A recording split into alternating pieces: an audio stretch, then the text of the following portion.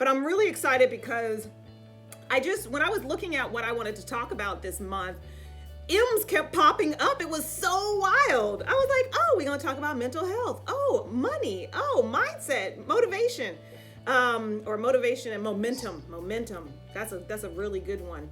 But today I want to talk about mental health because that's where we are right now. And we can't ignore this, especially now. You know, it's Mental Health Awareness Month, and right now, what we're all going through is just something that we've never had the experience of going through before. And it's hitting people in different ways. We all have different experiences. Some of us are figuring out gourmet meals, and some of us are trying to figure out how to put food on the table. And so we are all having a different real experience, and no matter where we are being affected. We are being affected. But right now, I'm just going to give you 3 steps that can help you snap out of survival mode. It's so easy to get caught in survival mode and just get stuck there.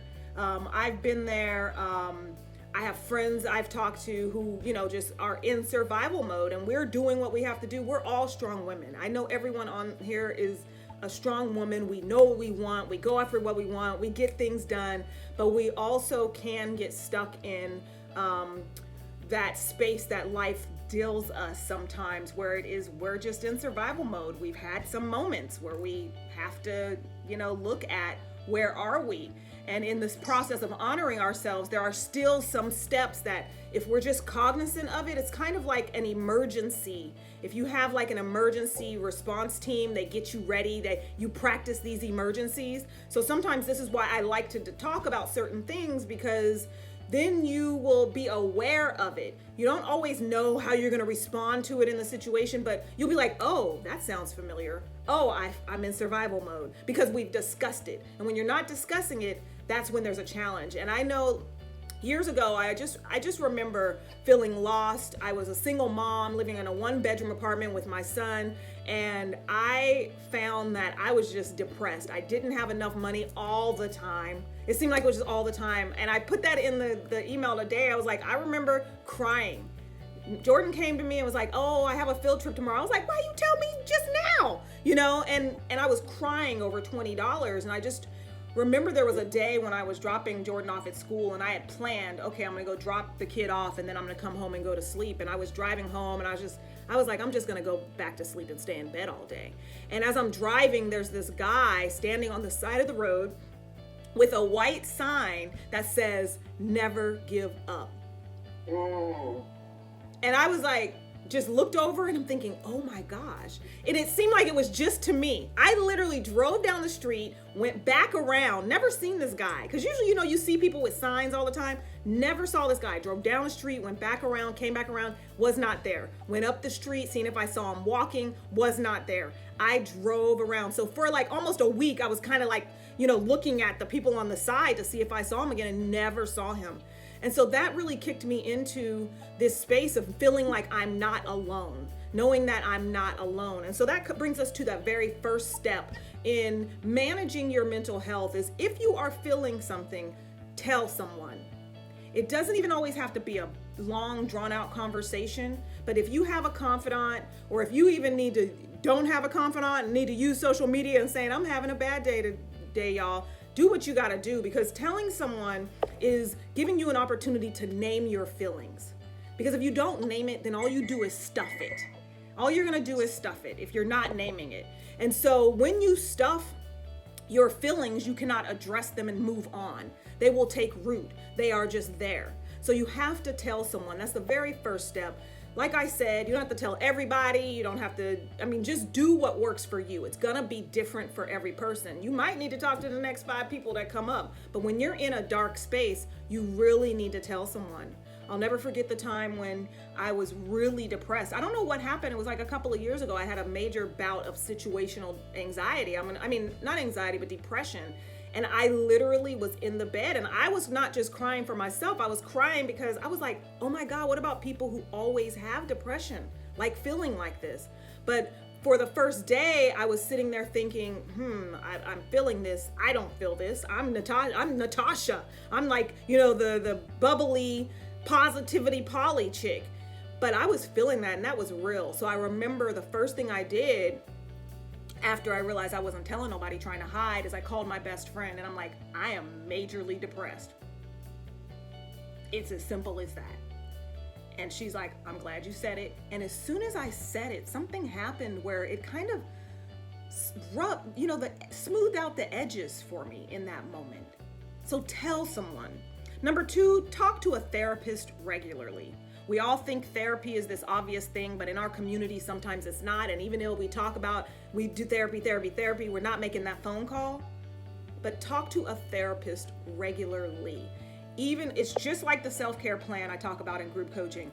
If you have your plan in place, depending on where you are, your plan might be every, week you're doing something. But then sometimes you might be busy. Just don't have it get off of your calendar. You might need to say, okay, this month, this is my self-care day. But whatever you do, don't have it off of your calendar. It could be a week away, 2 weeks away, a month away, or even quarterly. As long as you have your appointment with your therapist, talk to a therapist regularly. That's going to help you manage your mental health. Number 3, which is, how I like to live my motto, is identify the things that bring you joy and that instantly change your mood. I might have talked about this before, but if you've identified those things, then it makes it easy for you to grab them when you're down. It's not like you're starting from scratch. It's like, you're like, let me go to my list. I got these 20 things. Sometimes it might be looking at cats, playing on YouTube. That's one of my things. I'll be like, I'll watch some babies and some cats on YouTube if I need some instantaneous, turnaround. Or it might be a dance party. Sometimes I'm not even in the mood for a dance party, so I'm just gonna watch cat videos. You know what I mean? Like, know what your thing is so that you can kind of go in the back door for yourself. And everything that's on that list will be at a different level. Some things might require more energy. Oh, it brings me joy to paint. That means I gotta go downstairs, get my paints, get the canvas. Or it brings me joy to get up and do a dance party. Maybe I don't feel like putting on no music, and maybe I'm just ornery about how I'm feeling right now. So the thing I'm gonna do is I'm gonna lay here with my phone and scroll through some cat videos to boost my mood. So you have to find, you have the range. There'll be some things that cost a lot of money. There'll be some things that are free. There'll be some things that take 2 minutes. There'll be some things that are a 30-minute process. But whatever it is, you have to identify that for yourself. This will help you manage your mental health. You cannot ignore the therapist. The bonus one, which I recently reread in a book, which is The Big Leap. I think it's The Big Leap. Yeah, The Big Leap. What's the guy's name? Lord, I can't remember, but his objective that he tells people to do is to try to have more moments of feeling good throughout the day. That stood out to me because now I have something called the Feel Good Method that I'm teaching, which is something I've been teaching. I just finally put a name on it. But decide that you're gonna have longer moments of feeling good throughout your day. Even if you start to feel bad, you'll be like, okay, I'm gonna give it 5 more minutes and then I can just do what I wanna do. It's like these games you can play with yourself. And I don't wanna negate that some people might have a chemical reaction, the reason why they're anxious or depressed. I don't wanna negate that. But if you know that it's not that, try some of these things. And even if it is that, as you take your meds, still try some of these things. Just be aware. Awareness is key. That's one of the reasons I'm pushing, the guided journal ebook to people, but because you can have a heightened sense of awareness. But I'm really pumped up because I have the Feel Good Method, and that's something free. So all of you who, haven't tried it yet, I have set it up. Thank you, Gay Hendricks, Leslie. I appreciate that. Gay Hendricks is the author of Big Leap, and he just has that idea of feeling good longer throughout the day, which totally plays into the Feel Good Method.